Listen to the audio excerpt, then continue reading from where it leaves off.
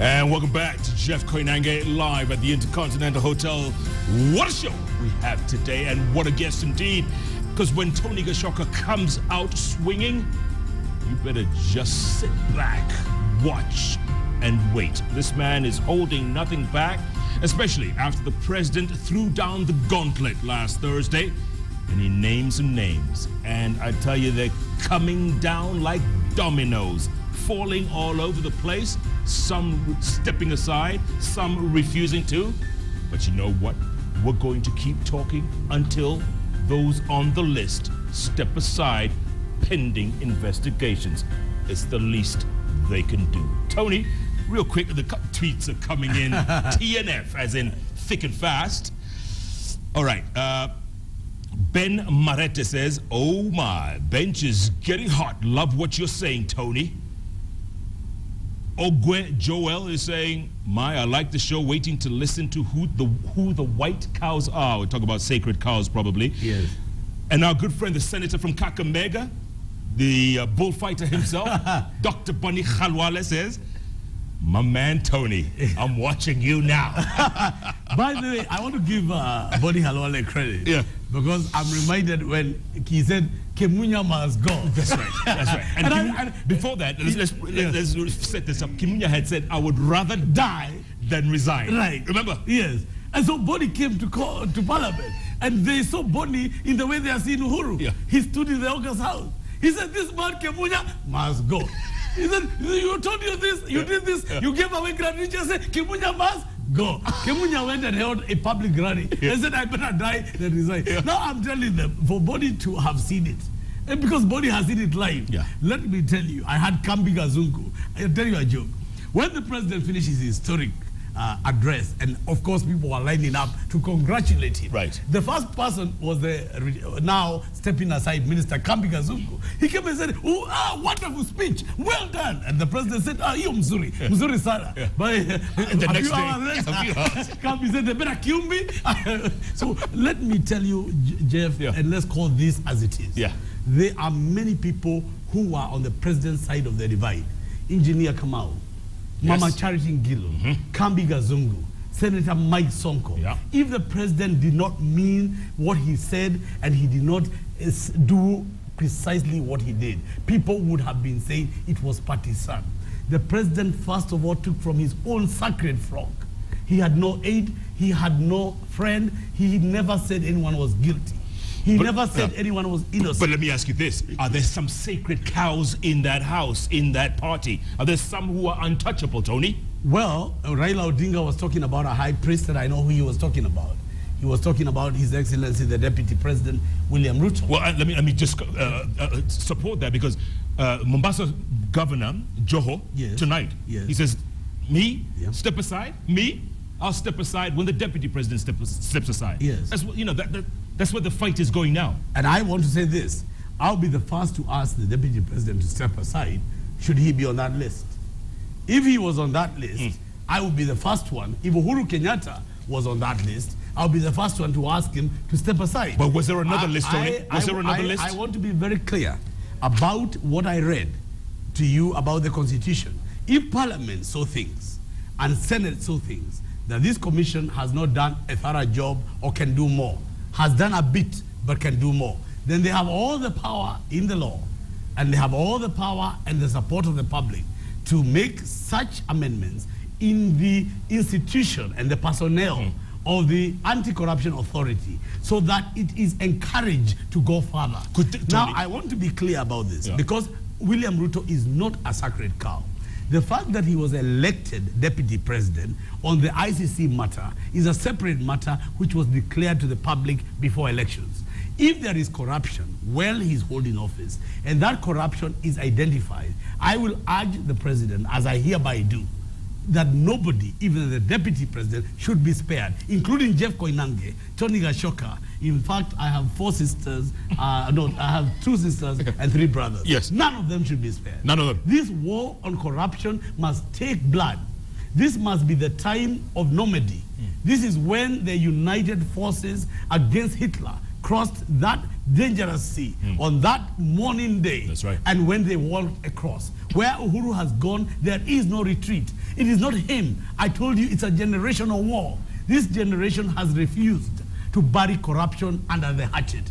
And he is privileged to lead this generation in conquering this war. In other words, so the rubber has hit the road now. It has hit the road. And it will consume. And I had said here, last time I was on Jeff Koinange, that if Uhuru had not acted in the interest of the country and the people, he himself and Jubilee would be doomed. Would have been consumed by Okoa Kenya. Do you know that the people who are going to do a referendum in this country walikuwa wanasema ongeza pesa mashinani. Ongeza ni helikopter moja itoshi. Bas. Wewe kama ni Isaac Ruto usiungetaka pia ukuwe na caravan. One helicopter not enough. Ongeza pesa. We mwananchi ongeza mashinani. Na mimi governor, don't touch me, but let me fly. You ask his salary and why he bought the chopper. And if he doesn't have a chopper, let him come and say, I don't have one. Because me, I have been to meetings where he has landed with a chopper. Either he was lent the chopper, either he borrowed it or he bought it. Yeah. Now, if you have a bank account, Jeff, and it has 100 million shillings, where did it come from? So all these issues are being investigated. My question is this, why panic? Mimi nilikuambia hapa juzi, mambo ya vioja mahakamani. Wewe unaenda unanyamaza kimya, unagoja uamuzi wa koti. Ama unajitetea na kusema vile vilivyo. Ama unaapishwa na kuulizwa maswali. Sasa Uhuru anaapisha wewe kwa anti-corruption, uulizwe na ujibu maswali. Ama ukubali mashtaka, mambo ni matatu. Ai, jambo, hii ni ungona. Where's Leonard Mambo when we need it? I guess this whole Pesa Mashinani turned out to be Pesa Mashimoni. Absolutely. And Okoa Kenya and all that. It was meant to make people believe that if you devolve money from the center, you have more money in your pocket. Therefore, you have more schools, more medicine, maternal care, better services, and governors and people were using this, and court was using this to dismantle the legitimacy of the national government. The national government understood that the fight was not about power, it was about money and abuse of money. So what they have done is thrown this thing, so it has consumed, remember, cabinet secretary, principal secretaries, parastatal heads, senators, governors, former employees of government. So this was not a report that is consuming a Jubilee government or an ODM opposition, like the accusation that brought the breaking up of the PAC committee. Why are Kenyans forgetting that the Committee of Privileges, having had the evidence of the Ababu Namwamba-led committee, disbanded it?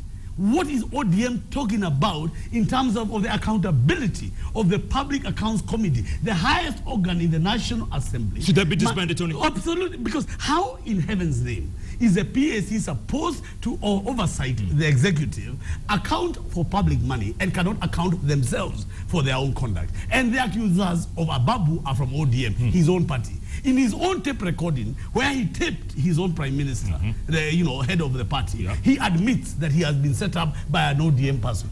Jeff, the president was dealing with a national crisis. And I want you to know the president is in the country given extraordinary power in acts of war, acts of terror, when he sees that the country is in dire straits. And that is why when George W. Bush was gone politically, and Bin Laden attacked America on the 9th, the 11th. Bush, who was never known to write a speech to save his day, maybe Koinange, you could have saved him with your good English. When he went to ground zero, he looked at the people and they were saying USA, USA, and George Bush got a microphone. That's right. And he said, today America has been attacked. We are going to take justice to them or bring them to justice. But justice we will give them. And now all nations of the world must make a decision. And he said, either you're with America or you're against us. And he said the people who brought down these buildings are going to hear from us. And now? You remember? And now what did Uhuru say? The people who are stolen from the people are going to hear from us. Are going to hear from us. Okay, Tony, I have a quick question. You brought me to a really good point, but I understand this is Governor of Muranga, Mwangi wa Iria. He says he's back home. He's no longer, he hasn't been arrested, or he says he's back home, and a couple of people on Twitter have confirmed that he's back home. So anyway. Enjoy dinner, Governor. Well, the Kenyan people will know if you are home or you are going to go to court number one. Should the governor remember when Kamani came to answer the governor? Yes. When Kamani came, he came with I think he went to court through the Grand Mullah. Yes. And he was told to go to Casa the next day. Right. And he went the next day and he still went to court number one. Yes. And he's still answering charges. So, Governor, you have been arrested, you've been brought before anti-corruption to answer charges. It will be for the court and the prosecution to prove the case. Yeah. You're innocent and you prove guilty. So you should enjoy his dinner tonight. Enjoy your dinner. It may be a difficult dinner tomorrow. but that's not for me to say. Yes. That is for the courts to say. Tony, governors like Isaac Ruto, my friend up in Turkana, Nanok. Yes. Just fine. Should they resign? Should they step aside, rather? Could I say, I can give the governors a way out. In fact, if I were Governor Evans Kidero today, a man who, before these incidents have come, has tried to live a corporate life. If I was him and these matters were to aspire against my person, I would take annual leave. You can go and take your 21-day leave and say, I am prepared to acknowledge the spirit of the call by His Excellency the President. And it's not cast in law, but it's cast in character. Because of all the virtues of man, there is nothing more important than the content of character. Then you say, I will take annual leave for 21 days. Let them come and look and see I'm not interfering with the investigation. And then I resume my job. Everybody is entitled to leave. What I am saying, the semantics of this matter are not going to help anyone. The principle of set aside as started under the Kibaki regime is not written in law. It is written in virtue. It is written in character. Just like the way good manners are. The way you bring up your children, yes, not to beat other children and bully them in school. Are there investigators? Do you need a law? Tony, are there enough investigators to do their work in 60 days? The president had this extraordinary duty that did he have enough courage? Did he have enough political goodwill? The reason is this, and I will answer capacity as I answer this. There have been so many governments since independence. The Jomo Kenyatta government, the Daniel Moi government, the Kibaki government, all of whom have had all the agencies available to them. In fact, most recently, Kibaki was elected with a no-tolerance policy to corruption. He was the first president to appoint an anti-czar chief, John Githongo, based at State House to fight corruption.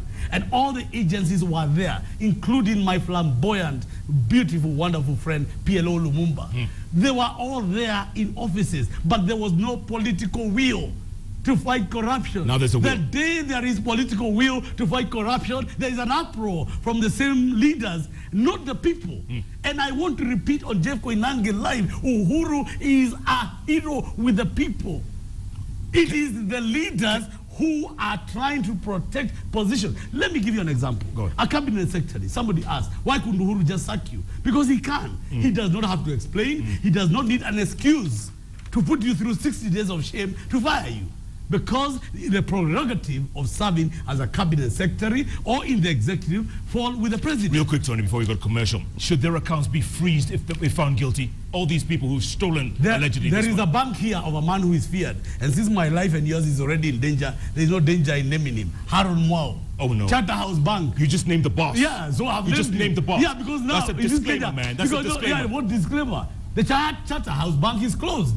Is it not closed? I didn't say it was right or wrong. I said it was closed. What disclaimer do you want? The bank has been closed. Yeah. But the point I'm making, the allegations that were made against the bank were that the bank should not operate because they're not operating properly. They have gone to the courts. They have gone to parliament. The bank has never been opened. So should now, I am saying when there is political will to shut the boss's bank and Jeff Koinange to give a disclaimer. And last time I told you, don't give a disclaimer on bond. And you gave a disclaimer. Now, can you repeat? You've given a disclaimer. Be Tonny Gachoka. I'm saying the boss's bank was closed. And we are not opening it. I need some fire extinguishers. And we closed it. There's a smoking, What has happened in Kenya since we closed it? What has happened? That will happen when you put bond in the cells. Tony. Let me tell you, this thing of intimidating a duly elected president. The day's gone. The day is gone. Tony. He said, I draw the line. Why are you not listening? I have drawn the line. Yeah. And then 2 days later, Obama announces he's coming to Nairobi. Do I talk to Uhuru? You think I don't? Do you? My brother, the president told me he has drawn the line. He told you personally? Magai. Uhuru Leguo. Magai. Tony, Obama announced 2 days later. Let's talk about that after the break. How come? Is this coincidence? It's not rocket science that the president of America announces he's coming to Kenya 48 hours after this list is released. And it's not a coincidence the CIA have sent me today the official document of who is bad from America. You think it's a coincidence? Do I work for America? I table it at JFKL. Where's the camera? Bring it nearer. Show has a new name. Jeff KL. At Tonny Gachoka. There it is. Who's back? CIA. You've highlighted that. Yeah, it's there. It's highlighted. Jimmy Wanjege, James Bond. Wanted by the American government. It is here. At Jeff KL. Okay. Live. All right. At Tonny Gachoka, at Koinange Jeff, the hashtag is JKL or list of shame. Tony is on fire. Somebody call. We can't even call the song Rescue No, but Team you can anymore. call Uhuru. It's simple. He's got the courage. He doesn't have a fire extinguisher. No, he's listening. He's watching. He told me to say hi. Hi, how are you? He's drawn the line. Takes a break. Hi, Uhuru. We'll be back. Keep calm. You spoke to him.